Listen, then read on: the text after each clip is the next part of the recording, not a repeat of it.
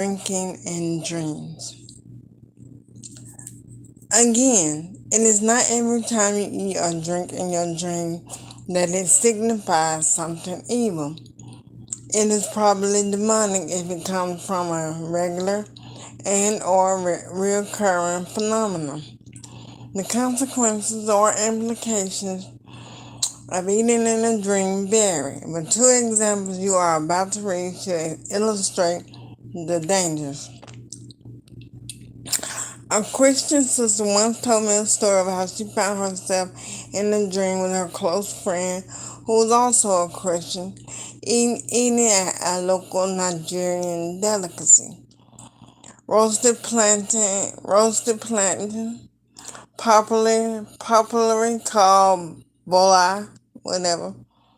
Suddenly, one of them realized that they did not sanctify the food before they started eating.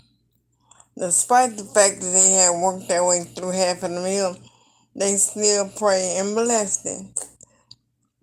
As soon as they finished praying and opened their eyes, the sister was still dreaming. The leftover food in her hand was transformed into the mutilated remains of a baby's hand, still dripping with fresh blood. Clearly, this shows that some of the food we eat in our dreams are not what they appear to be on the surface. These food may be offered to initiate us into covenants or cults. It is possible that meat in this dream is their share from the occult ritual of an occult group.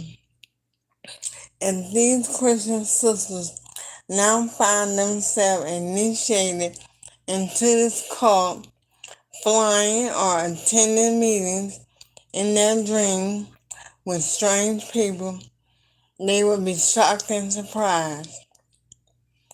Through their carelessness, they allowed the devil to gain entry in their lives in this dream.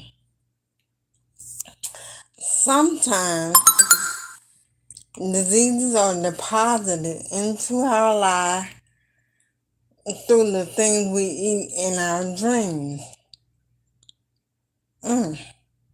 A few years back, I was called to pray for a lady living in a town in Nigeria who was ill. When I used to know this lady, there was nothing wrong with her hands, legs, or any part of her body.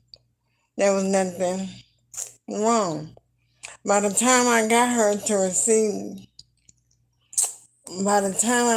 her after receiving the call, her hands and legs were grotesquely twisted and curled. I asked what had happened, and she told me that in her sleep dream, she ate something and woke up to find her hands and legs both shaking. Later, both hands and legs got swollen and slowly became twisted. As I began to pray for her, the Lord revealed to me that what had happened to her, there are many other cases like hers. People eat in their dreams and find cancer tumors or other deadly diseases in their bodies.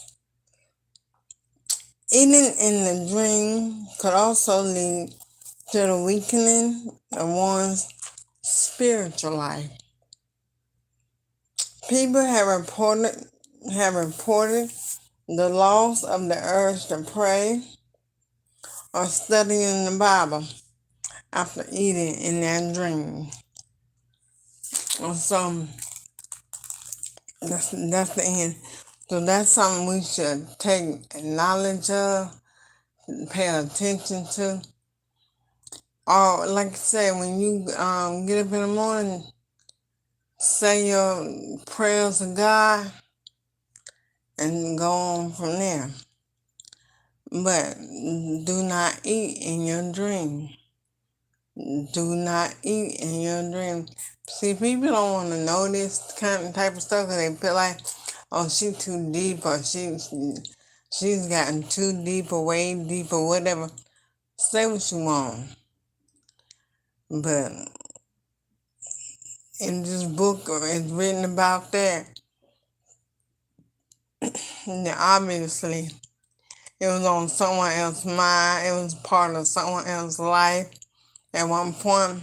And when it's not just a part of my life, but it was a part of theirs too, to the point where they wrote a book about it. And here I am, years later, probably decades later, reading, getting knowledge. Sister Sharina, I'm out.